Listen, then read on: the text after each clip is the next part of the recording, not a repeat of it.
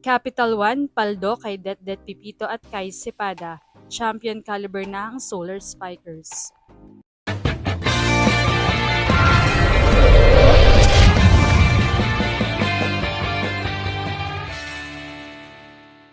What's up, Volleyball Nation? Welcome back to my YouTube channel. Narito ako para magbigay sa inyo ng updates tungkol sa mundo ng volleyball. Pero bago yan, don't forget to subscribe and hit the notification bell para updated ka sa aking mga videos.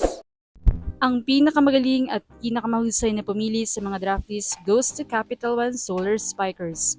Yan ang sigaw ng mga fans matapos nilang ma-acquire si former UST Libero Captain Det Pipito at US standout Kai Cepeda. Matatandaan ngang nababalita na setter ang kukuhanin ng Capital One.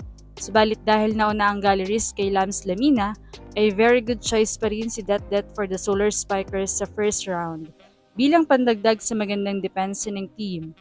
Habang si Kai Cepeda naman ay dagdag power dahil nakita naman natin kung gaano siya kalakas nung nasa US siya, kahit na nga mahirap pa sila ang makasilat ng panalo. Makikita natin na power na talaga ang lineup ng Capital One.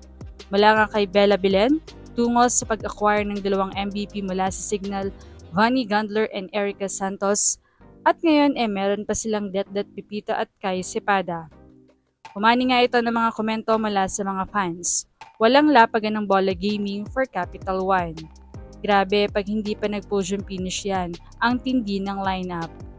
Ang lala ng Capital One, may Belena tapos may Pipito pa, lakas ng backline nila.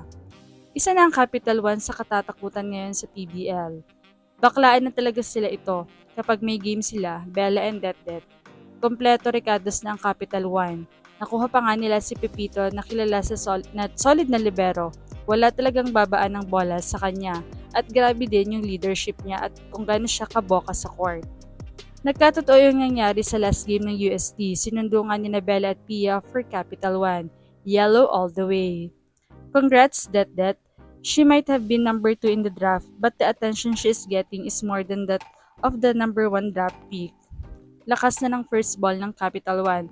Tapos may Gundler, Belen at Santos, tapos setter Jaja. Let's go Capital One, road to podium. Pressure sa setter ng Capital One kung paano niya papaganahin ng offense.